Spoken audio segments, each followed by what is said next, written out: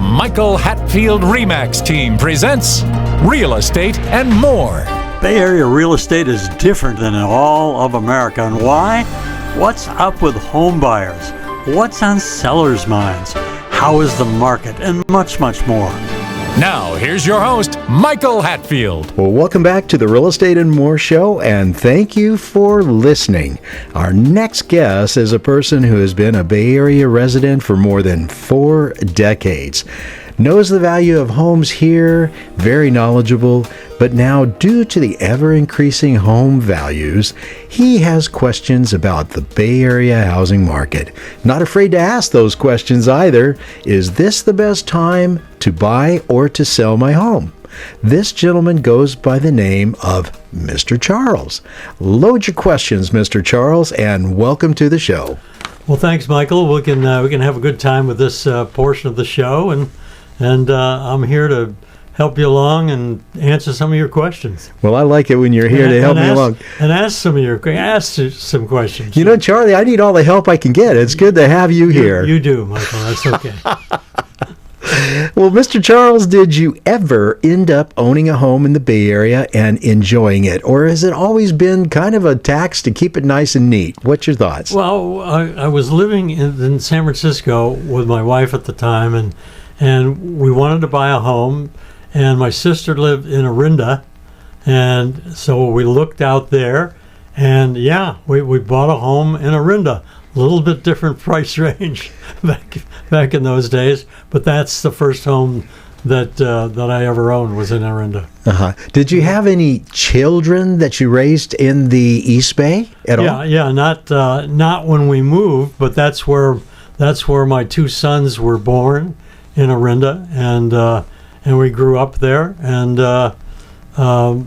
and that's kind of where it all started. And of course, I still live in the East Bay. So you're in essence a Bay Area native, a person that has been here so long that he's domiciled here and he wears the brand of the San Francisco Bay Area. Well, that's probably true. I know a lot more about it than anywhere else, and I'm just happy to be here, for heaven's sakes. Back in the day, did you feel like you and your lady paid a lot for your home when you bought it? Oh, we did. I mean, it was a staggering amount. $36,000. Oh, wow. If you can imagine that. But it was scary, was it not? It was. I mean, back then it seemed like a lot of money, and of course, you hardly even thought about the interest rate because the payment wasn't going to be a lot. The difference between 5, 6, 7, 8, 9% for $36,000 is not a whole lot of difference. But then that's what it was. We had an interest rate, I think 8.5%, but didn't think much about it. Yeah. You have to think a little more about it these days. Yeah, and that's because of the higher prices of the homes that we have, I guess. Well, for sure, yeah. I remember, and I've said it before, that my first home was 12.5% interest.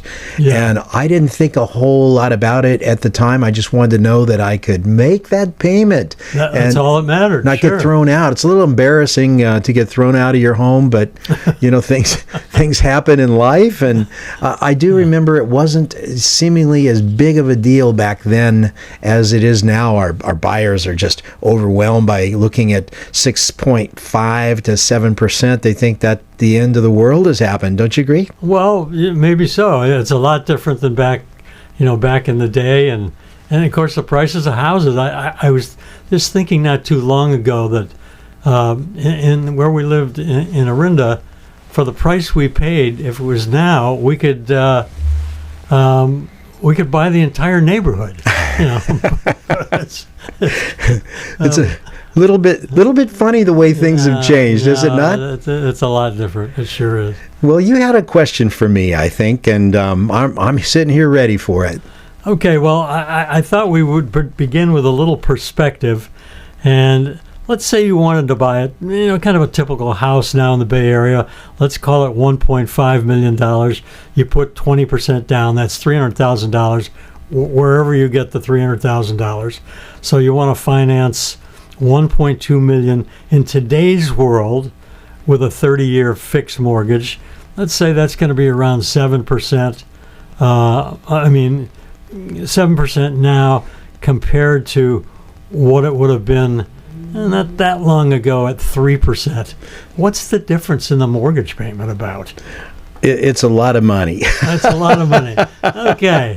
Yeah, it's a lot of money. You got that down. But the important thing to realize is that the 3% was the lowest ever. That in my 6 decades of looking at it, as well as looking back at the historical numbers of it.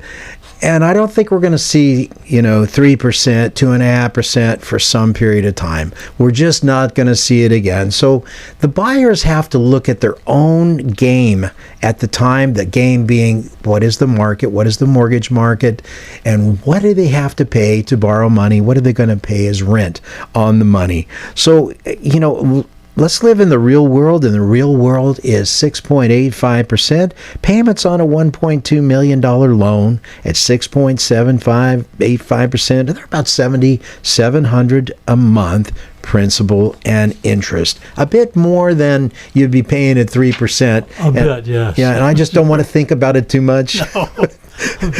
People don't. I have one of those low mortgages, and I don't even like to think about it anymore. What would what we'd have to do if we had to refinance at 7% or whatever it is? Would just hold on, which we don't. So just hold on to it, Mr. Charles. That's the easy answer, Michael. Yes, sir. I like easy. It's easy, that's for sure.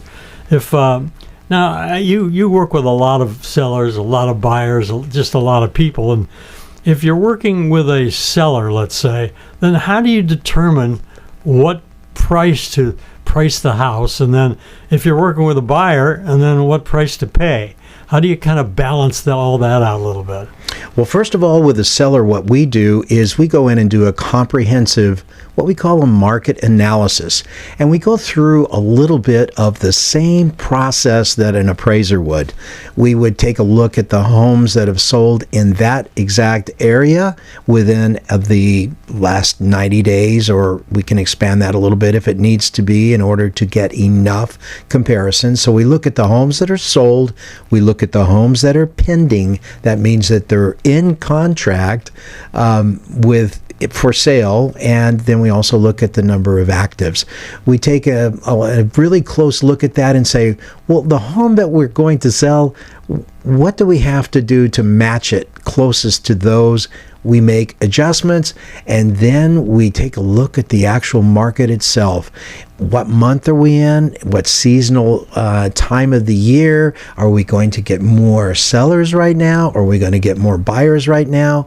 Has the interest rate dropped 25 basis points to where the money is a little bit less expensive? And then we come up with a number as close as we can to what we feel that the value is worth. We do the same thing for buyers, and we also take into account the condition of the property, which is very important. Do you get very many people that, let's say their home is, you have a selling price of $1.5 million. Do you get to very many people that will bid under that? Can say, well, we like it, but we'll give you 1.2. Do you get many people that do that? It's very interesting you brought that up. Some people, some cultures, they're going to try as hard as they can to get a deal, and they don't live in the real world of the real estate market. We do. We see our buyers take a look at the internet, and the internet gives them some information right, wrong, or different, or outdated, and they come to us and say, okay, let's make an offer on this home. Let's pay $1.3 million for this one that's on the market for $1.5 million. The realistic approach is to see, hey, what are these homes selling for? Because if you give an offer for 1.3 to a seller that's asking 1.5, and it's a seller's market, I think the word is somebody is going to be upset. Yeah, they're probably waiting for the buyer that comes in and says, well, I'll give you 1.8 for it right now, so let's close the deal and see what happens. So. Exactly correct. It's a tough one. Exactly correct. And that's just another reason why you need to have an experienced realtor working for you, an experienced agent. There is a lot to the process, and you really, I hate to say it, you don't know what you don't know. You have to use some faith, and that means get an agent that you trust, that is experienced, and that you believe what they say, not what you read from the Z sites, the R sites, those kind of things. I mean, it's good to take it with a grain of salt, then ask the boots on the ground person. And then what about, you hear a lot about closing costs and whatever they are, and who pays that? Is that the buyer, the seller, or you as the agent? I mean, who pays the closing costs? Well, and what are they? Well, Mr. Charles, you're asking some really great questions here. I got to watch myself with you. The lion's share of closing costs are they consist of the proration of the taxes, but that's not really closing costs. No. What really closing costs are the escrow fees. And escrow fees and the title insurance, the miscellaneous costs of couriers, this kind of thing is what's included. When you look at a closing statement, you will see, that the compensation to the agents on both sides is included on the seller's closing statement. On the buyer's statement, you don't see that at all.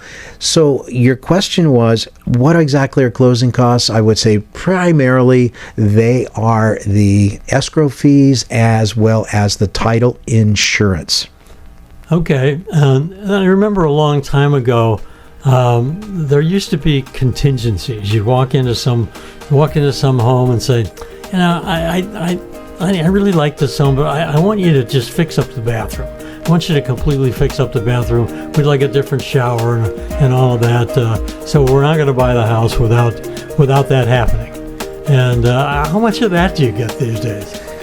We're going to take a short break. We'll be right back. Welcome to the Real Estate Minute with RE/MAX expert Michael Hatfield. Michael, what traits should we look for in selecting an agent? Look for a deal maker with a positive attitude who will work tirelessly for you. An agent who is adept in multiple offer situations, drafting contracts, marketing and advertising a client's home, is familiar with multiple cultures, experienced in mortgage financing, inspections, and escrow, is a huge asset to his client. What can you do as a plus for clients? Your agent is your eyes and your ears, one who works behind the scenes on your behalf, a great attitude, working well with others, and keeping clients' priorities number one is a given for us. Call 925-322-7775 now to schedule an appointment or complimentary home analysis. For excellence in real estate, call the Michael Hatfield RE/MAX team at 925-322-7775 or go to michaelhatfieldhomes.com. Now let's get back to Real Estate and More with your host, Michael Hatfield. We don't get a lot of it from buyers because buyers that are smart, that we represent, recognize that at this moment we are in a seller's market. The last buyers that we represented, there were 11 offers. We were fortunate to win that offer. That's another reason you could use an experienced agent in this market. But they don't ask for more than what is realistic as buyers.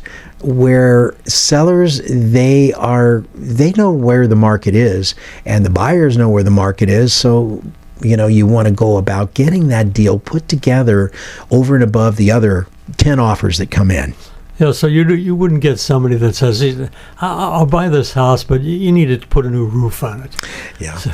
Well, sometimes what they will do is that if the home looks like it's going to go for, let's just use your number, $1.5 million, they'll say, oh, this home needs a new roof. The seller may be sympathetic, increase your sales price to cover a portion of that, and make that well known through your agent to go to the other agent, to go to you as the seller, and then you can participate in something like that makes sense. But in a seller's market, sellers don't want to do what they would do like back in 2008 when there were tons and tons of homes around. Back then it was different. That was a buyer's market.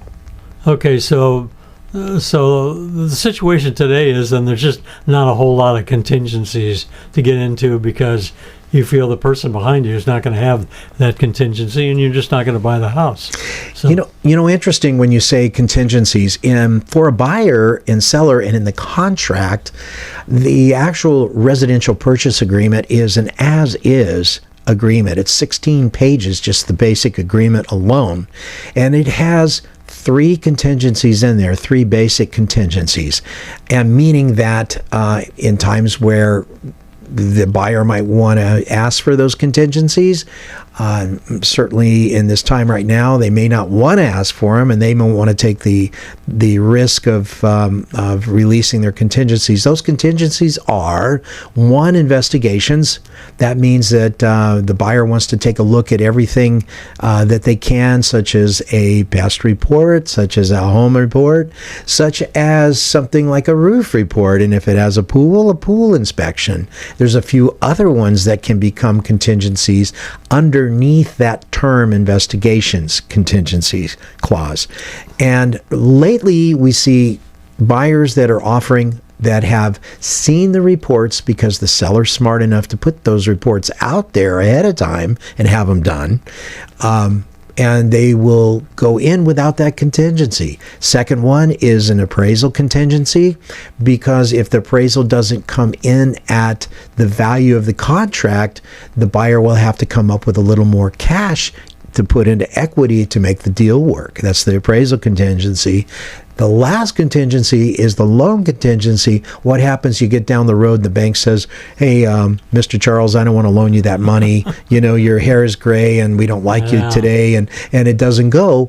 And then you can remove yourself from the contract and not lose part of your earnest money deposit. That earnest money deposit usually is put into escrow within about 3 days of the time that you agree to a contract. Okay, if you were representing a buyer, is it a good idea to stage a home, and what does that mean? I mean, what all do you do, and how much could that cost? Well, staging a home is something I would say, always do. I could always say always, because then something will come up and we don't. But a normal home that's in decent shape, we definitely want to stage.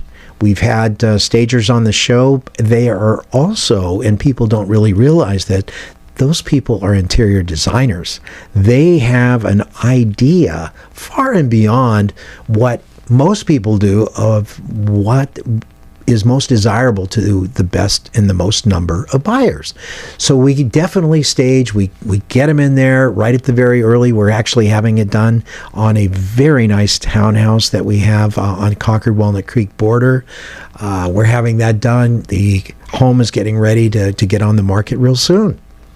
Well, and typically, what would a staging cost? And tell me what some of the things it would include. Would it include, for example, painting the inside of the house and things like that, or putting in new carpeting, or a new kitchen floor, or I guess that may be a little above staging, but I suppose the buyer could ask for anything. So, but then the buyer has to be careful that there's not somebody standing behind him that's saying, we don't care about that. We'll buy it sight unseen. So you have it down to a T. Absolutely not. The staging does not include painting floors, cleaning the windows, cleaning the house, anything other than having a really nice package by room of what is determined that would be best for most of the buyers that would be buying that particular type of property. Okay, and you would be one to help with all that. You sort of know what people are like, and you figure out all their furniture has to go out or not. Other furniture comes in, and there could be some other things that you suggest, and so it's not one size fits all for this. Absolutely not. And the level of improvements that you need to make in order to make the home palatable before you add the staging is absolutely the biggest part of what we do as agents. We see the property and say, well, this thing needs to be his house needs to be torn down and build Start another over. one, Yeah, and then start here's over. what the value will be. No, I'm kind of pulling your chain on that one, but in essence, we take a look at it, and we have one now in Pleasant Hill that we just went through and inspected. It's part of a trust sale. The older lady had passed, and the home has all of her belongings in there. What we do is we have people that can help with this. We have the contents and the personal belongings removed and taken away to storage or to an heir or beneficiary's home or to your house, even, huh? not my house. And then once they've done that, then we make a recommendation. Do we do the floors and the painting, the landscaping, and then do we go into a deeper? Do we do something that is more extensive? Well, that's one of the things about being an experienced realtor. It sounds simple, but what you're doing is you're constantly keeping an eye on the real estate market in that area that's fluctuating. And in this area, I wouldn't call it a glass ceiling, but there's a number that you do not want to go above when you list the home. If you do, then you're likely to have it sit on the market for more days than you would like. And that's nobody's joy, having it sit on the market and not be sold. So we look for a value that returns what has been put into it, cost of painting, cost of floor, cost of landscaping, and stop there. And staging, of course. And we stop there. We don't need to totally design and remodel the entire kitchen, the bathrooms, or whatever. That doesn't mean that that's the case in all. It's not one size fits all. It's every property that we go to that we need to take a look at that and decide what to do. Well, that's a tough call if you get some realtor that doesn't know what to do. I mean, you've been in this business a long time. You can probably walk into a house and kind of look around and say, all right, well, if we're going to sell this house, I've got it figured out in my mind, what we're going to do. We're going to do this, we're going to do that, and this and that, and so forth. But if somebody doesn't know that, it could cost the buyer quite a bit of money, because it doesn't look that good to the seller lots of money, because maybe it doesn't look good enough for a series of buyers. Yeah. So it's an important step in the home to make it look good when you walk in the door. Well, currently we have a difference in what the makeup is of the greatest percentage of our buyers. Our buyers today are people that are younger, 28 to 38 years old. We call them millennials. It's an affectionate term. They have 2 Teslas in the garage, and a baby on the way, or maybe 2. They like things differently than what the sellers of the homes today do. So they're looking for homes, and they're really focusing on this interest rate, which I've advised against, making that's the paramount priority. And then we've got the sellers that are of retirement age. These are the people that have, like you, 3% mortgage or paid off, and where am I going to go? So they hold on to the home. The mortgage interest rates yet have not come down to really activate all of the millennial buyers. So we have this seller's market equilibrium.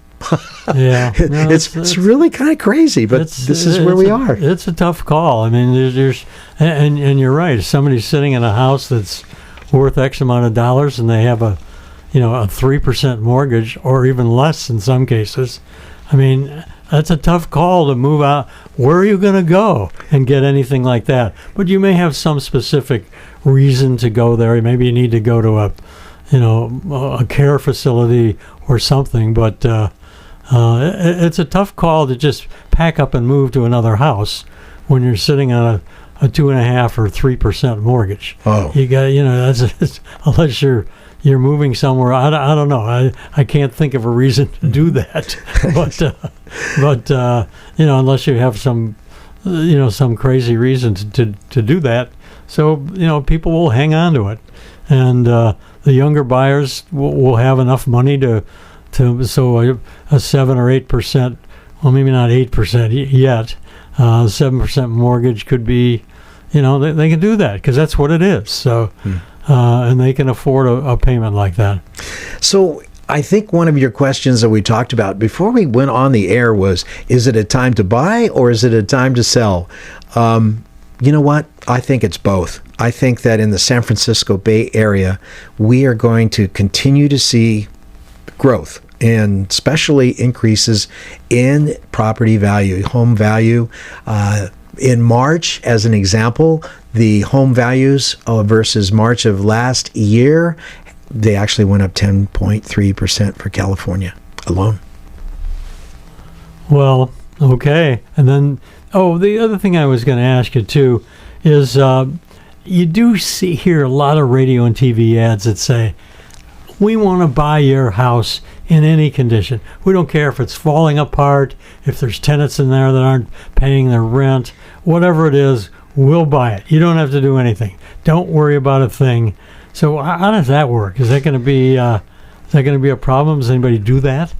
Not too many people. I'm not saying don't entertain a look at it, but again, what they proposing, I just think that it's best to vet your home on the market, or at least be in a position to where people that you're discussing that want to buy your home are people that you trust.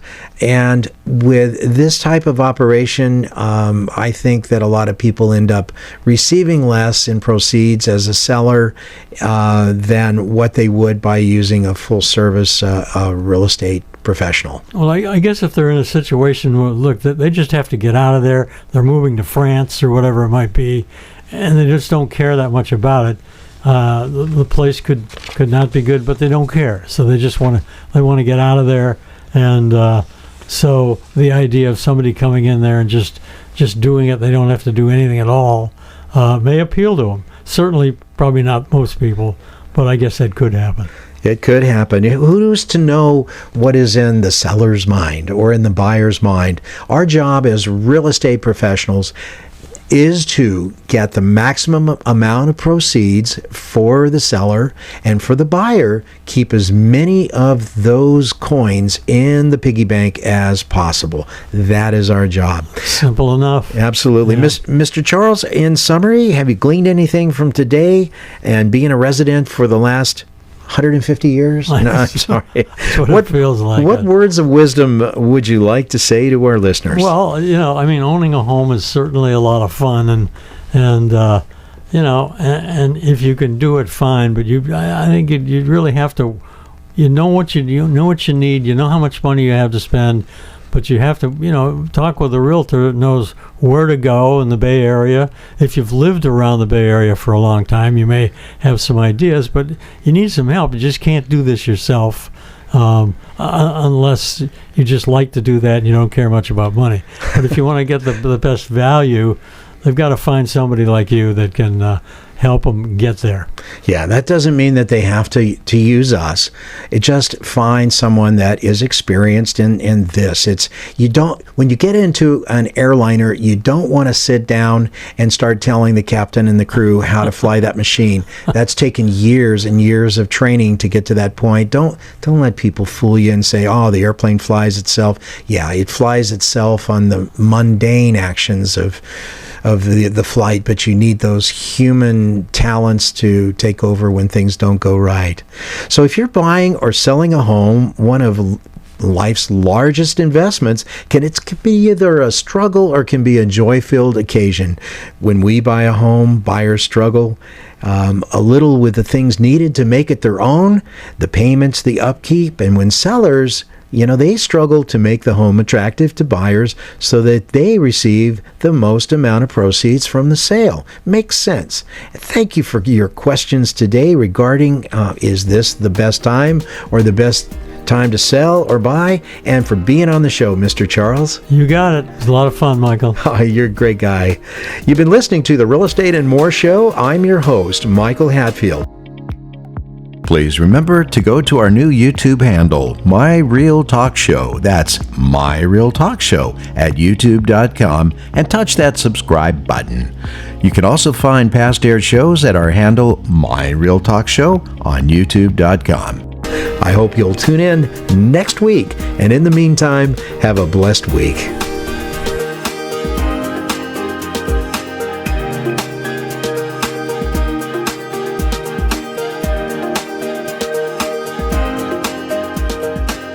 The views and opinions expressed are based on current economic and market conditions and are subject to change. Information on the show provided for illustrator purposes only and does not constitute professional or legal advice. Information from sources deemed reliable, but accuracy and completeness not guaranteed.